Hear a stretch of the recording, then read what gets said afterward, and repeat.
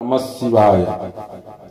इंद्र रूपधारी भगवान शिवंक द्वारा उपमन्युकर भक्ति भावर परीक्षा तांकु क्षीरसागर सहित अनेक वर प्रदान तथा निजर पुत्र मणि पार्वती हाथ में समर्पण परम धन्य उपमन्युकर निज मांकर निकटकू प्रत्यावर्तन। यापरे भगवान विष्णुंकर अनुरोध शिव इंद्र रूप धारण करी उपमन्युंकर पाखक जावाकू भाविले। शिव और पार्वती से तो ऐरावत आरूढ़ होई साक्षात देवराज इंद्र सचिंकर रूप में देवता असुर सिद्ध नागगण संगे उपमन्युंकर तपोवन अभिमुखे यात्रा कले। सेतेबेल ऐरावत तार डाहाण शुंडरे चामर धरी से दिव्य रूपधारी देवराज इंद्रंकर पई चामर सेवा करुथिला एवं बाम शुंडरे तांको उपरे श्वेत छत्र टेकी धरिथिला। इंद्र सचिंक रूप धारण करिथिबा उमा महेश्वर से श्वेत छत्र हेतु उदित चंद्रमंडल मंदराचल शोभा पाइबा परी अत्यंत सुशोभित हेउथिले।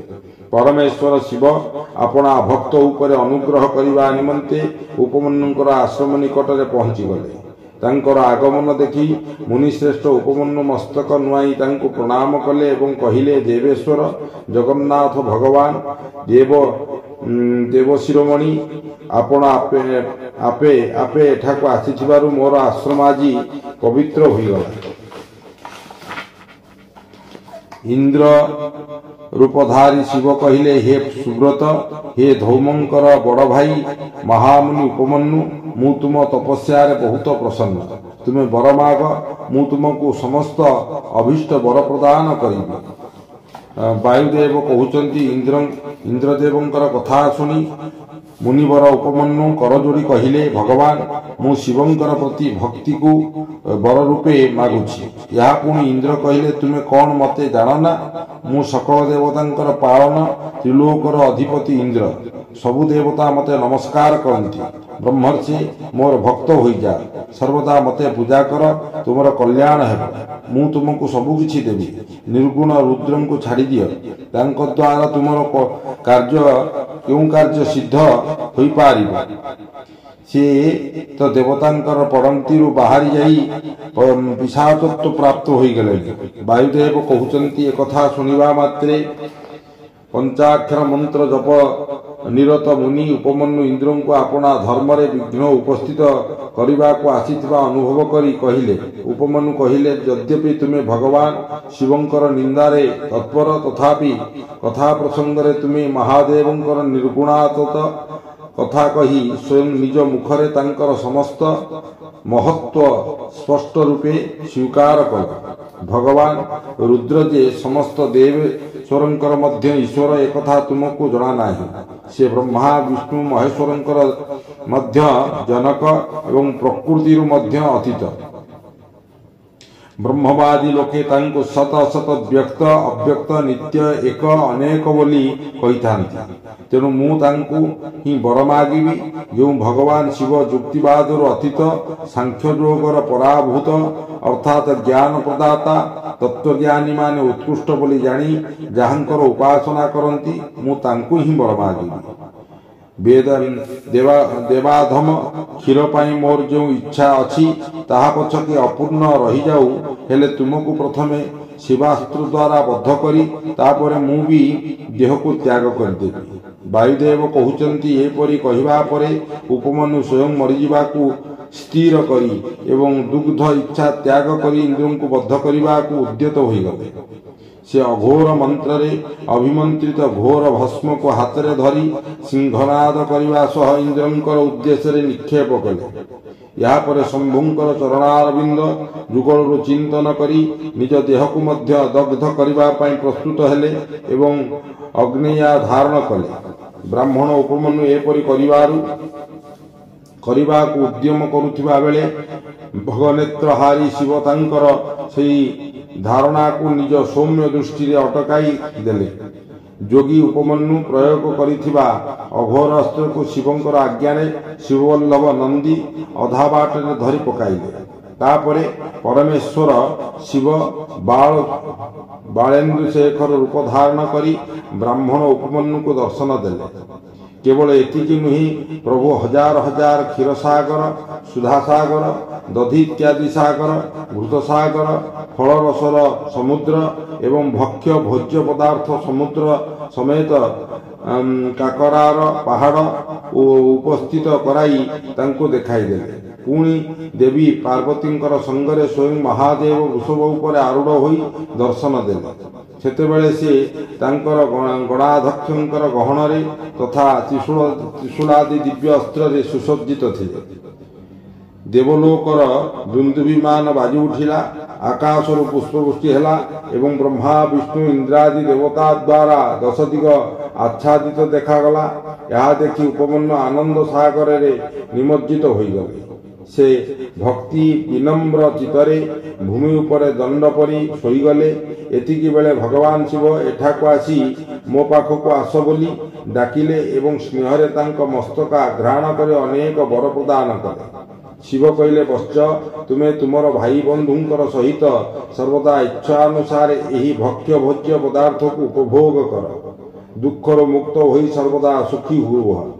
तुम हृदय सर्वदा मो प्रति भक्ति सर्वदा रही था। महाभाग उपमन्यु, ये पार्वती देवी तुमर माता। आज मु तुमको पुत्र रूपे स्वीकार करी एवं तुम पाई ये क्षीर समुद्र प्रदान करी। केवल क्षीर समुद्र नुहे, मधु दधि शस्य घृत अन्न फलादि रसर समुद्र मध्य मु तुमको देउछि। ये काकरा पहाड़ तथा भक्ष्य भोज्य पदार्थ सागर मध्य मु तुमको समर्पित करुछि। महामुनि ये सब ग्रहण कर। आज ठार मु महादेव तुमर पिता, जगदम्बा उमा तुमर माता। मु तुमको अमरत्व गणपतिंकर सनातन पद प्रदान कली। एबे तुमे मनरे आउ जहा किछि अभिलाष अछि ताहा मध्य प्रसन्न चित्तरे माग। मु तुम उपरे संतुष्ट, तेणु से सब निश्चिंत प्रदान करिबी। ये विषय रे कौनसी प्रकार अन्यथा विचार करना है।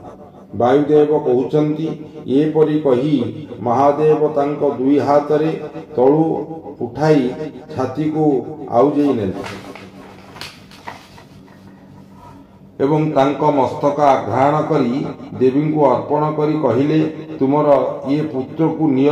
माता पार्वती पुत्र कार्तिकेय परी स्नेहरे तांको मुंड उपरे हाथ बुलाई तांको अविनाशी कुमार पद प्रदान कले। क्षीरसागर मध्य साकर रूप धारण करी आसी तांका हाथरे अविनाशी पिंडीभूत स्वादिष्ट दुग्ध समर्पित कला।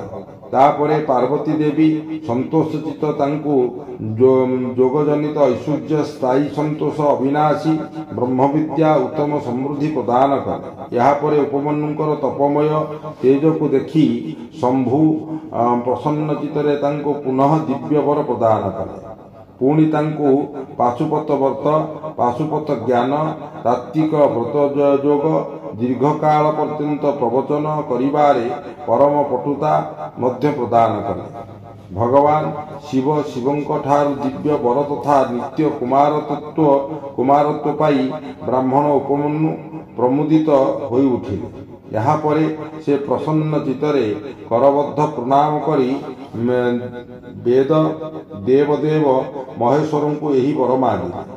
उपमन्यु कहिले, देवदेव देवेश्वर प्रसन्न हुअन्तु, परमेश्वर प्रसन्न हुअन्तु। मते आपणकर चरण रे दिव्य तथा अव्यभिचारिणी भक्ति प्रदान करन्तु। महादेव स्वजन संबंधी प्रति मोर श्रद्धा रही थाउ।